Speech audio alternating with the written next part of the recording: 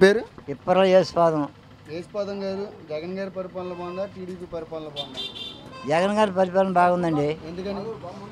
ఆయన అందరినీ ప్రేమించి ముసలి లాంటి వృద్ధులు లాంటి ఈ లేబర్ని కానీ అందరిని చక్కగా పరిపాలిస్తున్నాడు. అన్ని చాలా పథకాలు ఇస్తున్నాడు. అయితే నేను చెప్పలేను కానీ పథకాలు చాలా ఆయన ఇచ్చిన పథకాలు ఎవరు ఇవ్వనంతవరకు అందుకు చాలా మంచిగా ఉంది మాకు. పిల్లలు ఓన్లీ పథకాలే ఉన్నాయి, అలాంటి అభివృద్ధి లేదు అంటున్నారు. ఏం చెప్తారు దానికి? ఆడి ఎదవ అభివృద్ధి లేదన్న కూడా ఎదవే. ఎందుకంటే ఆడు అన్న తినేవాడేది అంటాం. అన్న తినేవాడు ఎవడైనా ఎందుకంటే పార్టీలు పక్కన పెట్టమన్నా కానీ చెబుతున్నా. నువ్వు అన్నం పెట్టినోడు నీ అన్నం పెట్టాడనే చెప్పాలి కానీ పెట్టలేదంటే అది ఆడంత దుర్మార్గుడు ఇంకోటి ఉంటాడుగా. అదే తప్పు. ఆయన పెడుతున్నాడు. బియ్యం ఇస్తున్నారు ఇంటికి వచ్చి చోయింగా అన్నీ ఇంటికి వృద్ధులకి ఇంటికి నిన్న మొన్న అసలు ఎంతమంది చచ్చిపోయారని ఎంత బాధపడ్డాం. మా పింఛన్ రాక మేమే చచ్చాం. మరి ఇటువంటి ఎంత తప్పది అసలు. ఆ పార్టీలు వాళ్ళకి ఏదో ఓట్లు వేసేవాడు వేస్తారు, అయిపోతారు. ప్రజలను మోసం చేస్తాం తప్పు కదంటండి. నీ ఓటు కోసం మా నోటు కాడ కూడా చెప్తావా?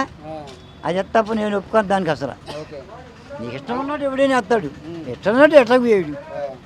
మరి చంద్రబాబు నాయుడు గారు మద్యపానం నిషేధం చేయమని జగన్మోహన్ రెడ్డి గారిని అడిగారు. మరి అదే వ్యక్తి ₹1,70,000 గెలిచిన తర్వాత ఇస్తానంటారు. దాని గురించి ఏం చెప్తారు? జగన్మోహన్ రెడ్డి తీసేస్తాను ప్రయత్నించాడు. ఇది అన్నం తినేది ఎవరికైనా తెలుసు. హృదయం అంటే ప్రతి మనిషి కూడా చెబుతాడు. తీసేసాడు కూడా. తీసేసినాక ఈ మామూలు తాగి అలవాటు ఉండే పిచ్చి పిచ్చి వాళ్ళు ఏం చేశారు, అది దానికి డ్రెస్ కానీ వీటి కానీ వాటికి పిచ్చారా కానీ వాటికని అలవాటు పడ్డారు. చాలా మంది చచ్చిపోతాం మొదలు పెట్టేదానికి ఇంకొంచెం రేటు ఎక్కువ పెట్టాడు. రేటు ఎక్కువ పెట్టి తాగరని అయినా క్రమక్రమంగా ఇక తాగటం కూడా ఎక్కువైపోయింది. మరి ప్రజలను బ్రతికించాలి కదా. నీ సావో బతుకు నువ్వే ఎరగపోతే ఆయన ఏం చేస్తాడు? పెడితేనేమో పెట్టారంటున్నారు, పెట్టకపోతేనే పెట్టలేదు అంటున్నారు. ఆయన చేసింది మంచిగా చేశాడు కానీ మనం మరి మనం సరిగా ఉండలేదుగా. ఇప్పుడు నేను తాగటం ఎందుకు, నేను తిడతాం ఎందుకు? నాకే చిక్కులేనప్పుడు ఆయన తిడితే మనకేముందండి. ఇప్పుడు ఆయన వేల మంది కోట్ల మందికి ముఖ్యమంత్రి. మరి అందరం చూడాలంటే ఆయన ఎంత ధైర్యం దమ్ము ఉండాలి అసలు. అంత అది మన ఒక్కరిని లెక్కేసుకుంటే అది ప్రభుత్వం కాదు, మన మనుషులు కాదు. అయితే ఈ నియోజకవర్గానికి మళ్ళీ ఎవరు వస్తే బాగుంటుంది అంటారు? ఈయనే వరకుటి అశోక్ బాబు గారు మంచి రెబల్ క్యాండిడేట్. అశోక్ బాబు గారు ఆనంద్ బాబు ఉన్నాడు కదా పక్కన, ఆయనతో మాకు పని లేదు అసలు. ఆయన ఒకప్పుడు పింఛని అడిగితే ఈ ఊరు ఎలబాడు భాస్కర్ చచ్చిపోయాడు మన ఈ మధ్యన. పింఛని రాక కమ్మరు ఒక ఆయన రాకుండా ఆపేసాడు. అక్కడికి వెళ్తే నీకు అన్ని అర్హతలు ఉన్నాయి కదా, నీకు రావాల్సి ఎందుకు రాలేదంటే నక్క ఆనందబాబు అన్నాడంట, నువ్వు వైఎస్ఆర్ పార్టీకి అవసరం అందుకని నీకు పింఛని రాదనంట. ఆయన అప్పుడు మినిస్టర్ చేస్తున్నాడు. మినిస్టర్ చేసే మనిషి నువ్వు అట్ట ఎడగొట్టి పాలిస్తే నువ్వు మాట్లాడితే మేము మాట్లాడమే. అట్ట ఎడగొట్టి పాలితే మేము ఎవరో చెప్పుకోం. నువ్వు అధికారంలో ఉన్నప్పుడు అందరం పాలించు. మరి ఆ లెక్క నేను మంచివాడు ఎట్ట అనుకుంటాం? నువ్వు వైసీపీ కాదు, టీడీపీ కాదు, నువ్వు ఒక ఎస్సీ క్యాండిడేట్ గెలిచావు. ఎస్సీ క్యాండిడేట్గా నీకు ఒక మంత్రి పదవి ఇచ్చారు. మరి అసలు నువ్వు అందరూ పరిపాలించు, అందరూ నీ వాళ్ళుగా చూసుకో. మనిషి అన్నాక ఒక ఇంట్లోనే నాకు రకరకాల ఆలోచనలు ఉంటాయి. అసలు నిన్ను గెలిపించారు కనుక నువ్వు మంచిగా నిలబడి మంచిగా చెయ్యి, అప్పుడు 10 మంది మంచి అవుతావు.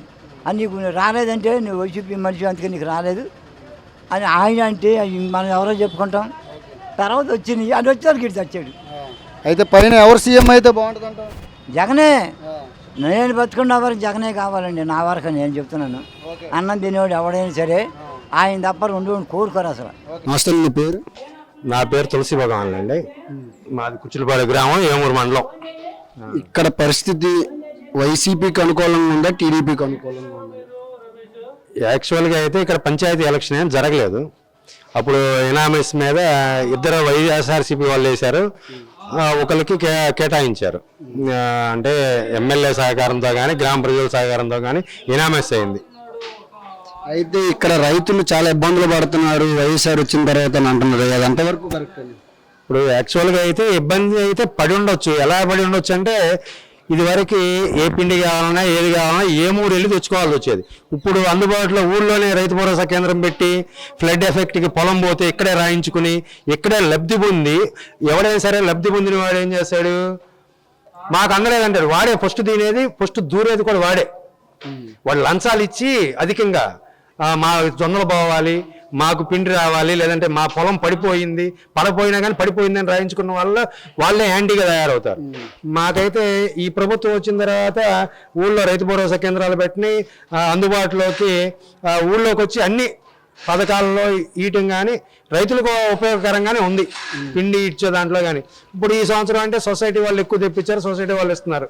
అది గవర్నమెంట్ తాలూకానే, ఇది గవర్నమెంట్ తాలూకానే, అందుబాటులో ఉంది.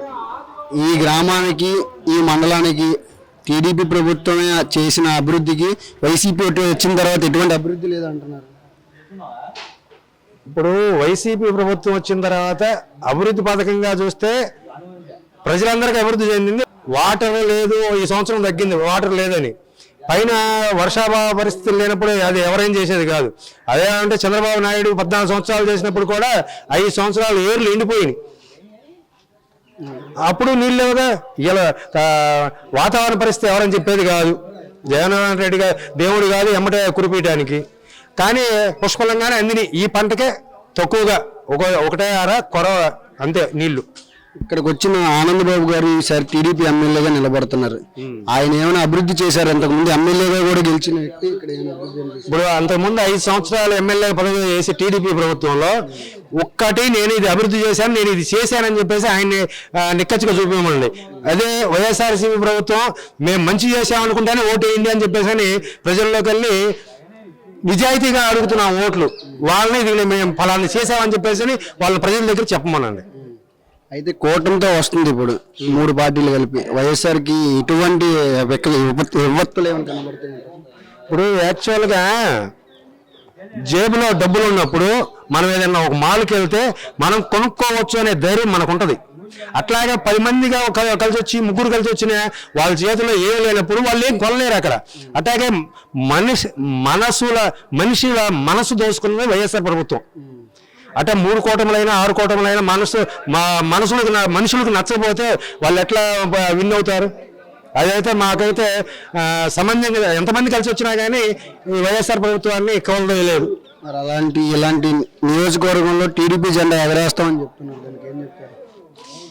వాళ్ళ అపోహలు వాళ్ళకుంటే మేము ఎవరైనా సరే పోటీలో నిలబడిన వాడు గెలిచేవాడైనా ఓటమైనా 2 ఉంటాయి, ఒకటి ఓటమి ఒకటి గెలుపు. అలాగే ప్రతివాడు గెలుస్తాననే ధైర్యంతో దాంట్లోకి వెళ్తాడు. ఎలక్షన్ అయిపోయిన తర్వాత ఎవరి సత్తా అనేది తెలుస్తుంది.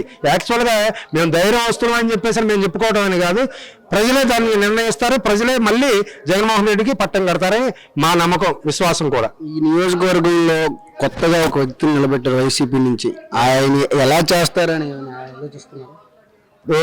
యాక్చువల్గా అయితే ప్రజల్లో మమేకమయ్యి ఉంటున్నాడు ఇప్పుడు వచ్చిన వ్యక్తి.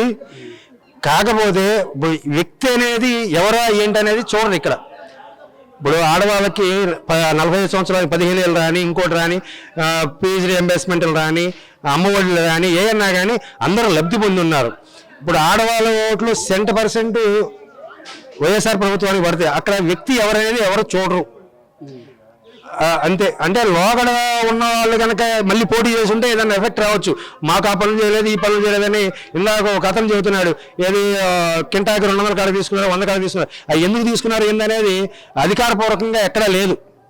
ఎవరు లబ్ధి కోసం వాళ్ళే తొందరపడి వాళ్ళకి ఇచ్చుకున్నారు అంతే. అయితే ఈ నియోజకవర్గానికి ఎవరైతే ఎమ్మెల్యే అయితే మాకు మంచి జరుగుద్దని అనుకుంటున్నారు? మాకు ఎమ్మెల్యే ఎవరైనా కాదు, వైఎస్ఆర్ ప్రభుత్వం వస్తే మంచి జరుగుద్ది అనుకుంటున్నాం.